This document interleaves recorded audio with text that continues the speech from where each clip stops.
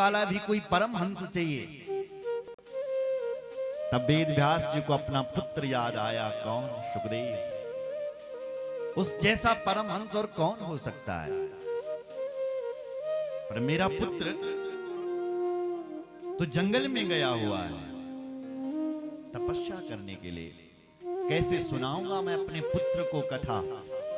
तब वेद व्यास जी ने क्या किया कि अपने शिष्यों को भागवत के 2-4 श्लोक रटाए, पढ़ाए और अपने शिष्यों से कहा कि तुम गाय चराने के लिए जा रहे हो जंगल में, तुम इन श्लोकों को यत्र तत्र गाओ।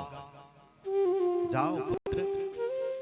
वेद व्यास जी के जो शिष्य थे वो जंगल में गौड़ी चरोणते नंथे महाराज और गाय चराते हुए ये 2 श्लोक गाते थे, रोज गाते थे। आज जहां पर श्री सुखदेव जी ध्यान मग्न बैठे हुए थे वहां पर एक शिष्य आता है। ये गुफा है और बाहर से शिष्य गाय चराता हुआ श्लोक गा रहा है। कौन सा? वरहा पीणम नटवर वपु कर्णयो कर्णिकारम बिभ्रतवाश कनक कपिशम वैजयंतीं जमाला रंध्रानि वेणुरधर सुदया पूरयन् गोप वृंदै वृंदारण्यं स्वपदरमणं प्राविशद गीत कीर्ति। वाह! सुखदेव जी ने गुफा के अंदर ये श्लोक सुना। वरहा पीडम नटवर वपु। भगवान कृष्ण ने मोर का पंख धारण किया हुआ है। वो क्या सुंदर लग रहा है। क्यों जी? भगवान मोर का पंख धारण क्यों करते हैं? बोले मोर योगी पक्षी कहा गया है। क्यों कहा गया मोर को योगी? बोले मोर कभी विषय भोग नहीं करता है। मोर तो भगवान के लिए नाचता है और नाचते नाचते जब इतना उन्मत्त हो जाता है, इतना उन्मत्त हो जाता है कि उसके आंखों से अश्रु बिंदु गिरने लगते हैं। मोहरिणी आती हैं और उन्हीं अश्रु बिंदुओं का पान करती है और उसी से वो मोहरिणी गर्भवती हो जाती है। ये मोर की परंपरा है, इसलिए मोर योगी पक्षी कहा गया है। कृष्ण कौन है? योगेश्वर कृष्ण है। योगी ध्येयांग्रि पंकजम। जिन लोगों ने अपना घर परिवार छोड़ दिया, योगी बने हैं, योग कर रहे हैं, वो योगी उन कृष्ण का ध्यान करते, इसलिए योग ध्येयांग्रि पंकजम। इसलिए भगवान का ध्यान बड़े योगी करते हैं, इसलिए भगवान योगेश्वर हैं और मोर है योगी। तो भगवान कहते हैं मैं इस मोर का पंख अपने ऊपर धारण करूंगा, उस योगी का पंख। इसलिए भगवान ने उस मोर का पक्ष धारण किया, क्योंकि मोर योगी है। वरहा पीडम नटवर वपु कर्णयो कर्णिकारम। भगवान कृष्ण के दोनों कानों में कन्हेर के पुष्प हैं। वाह! बिभ्रतवाशः कनक कपिशम वैजयंती चमाला। एक उनका पीतांबर है, जब उस पीतांबर को कृष्ण पहनते हैं तो वह बिजली की तरह, दामनी की तरह वो पीतांबर चमकता है। वैजयंती माला गले में, रंध्रान वेणु, अधरों पर वेणु है। ये जो बांसुरी है ना, इधर देखो ना, ये बांस की बांसुरी नहीं है। कहीं आप ये सोचो कि ये बांस की, अरे नहीं, ये बंसस्तु भगवान रुद्र। ये बांसुरी बनकर के भगवान स्वयं शिवजी ही प्रकट हो रखे हैं।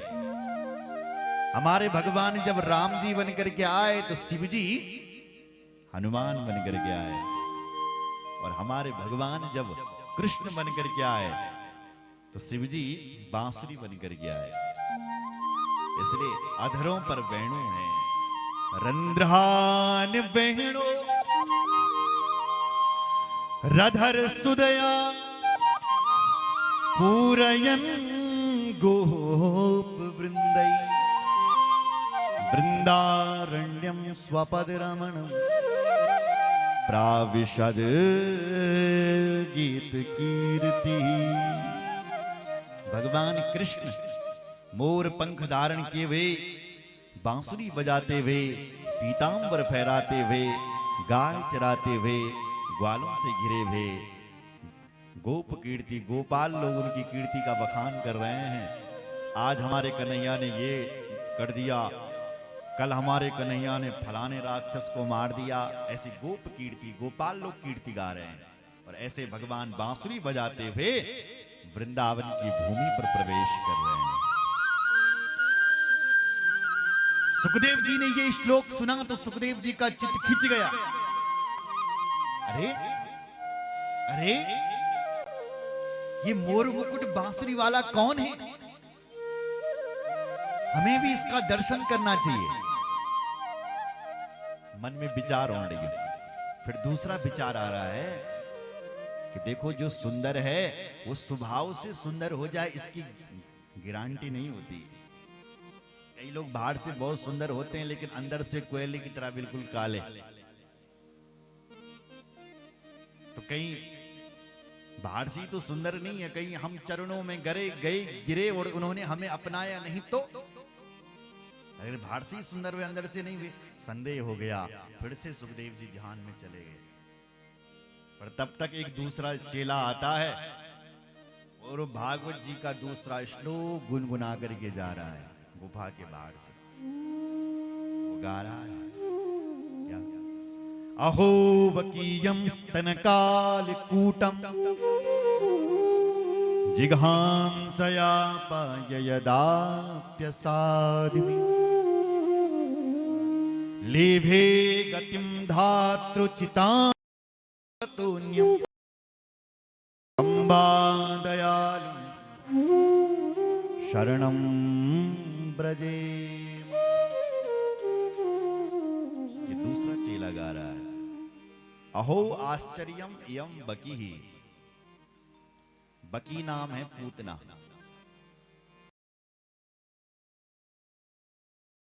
अपने स्तनों पर कालकुट विष लगा करके आए। भगवान कृष्ण 7 दिन का है, बोल कितने दिन का? 7 दिन के। लेकिन पूतना अपने स्तनों पर जहर लगा करके भगवान कृष्ण को मारने के लिए आई, और उसने भगवान को उठा भी लिया, अपना दूध भी पिला लिया, स्तन भी दे दिया भगवान के मुंह में, और भगवान ने पी भी लिया। देखो, पर भगवान कहते हैं देखो, भले ही ये पूतना मुझे मारने के लिए आई हुई है, पर काम बल करूं या गनी, मेरी माँ जैसा काम कर रही है। किसके जैसा? माँ जैसी। मेरी माँ यशोदा आती हैं, मुझे उठाती हैं, मुझे अपना दूध पिलाती है, ऐसी ये मेरी माँ यशोदा जैसा काम कर रही है। मैं तो इस पूतना को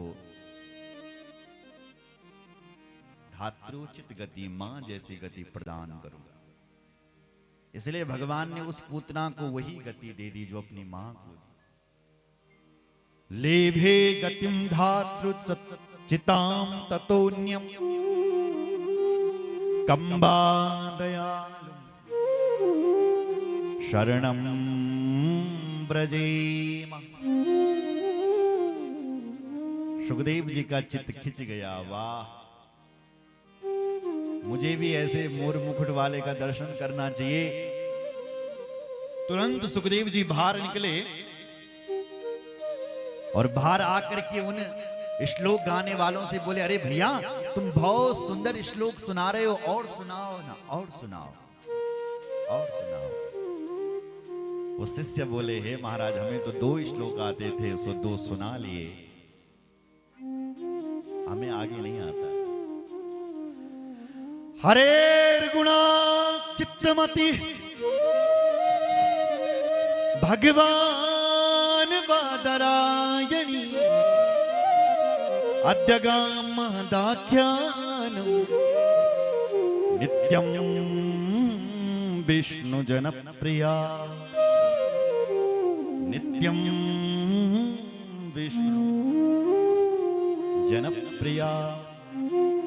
हरेर गुणाक्षिप्तमती, आज उन हरि ने इन सुखदेव जी की चित्त का भी हरण कर लिया। बोले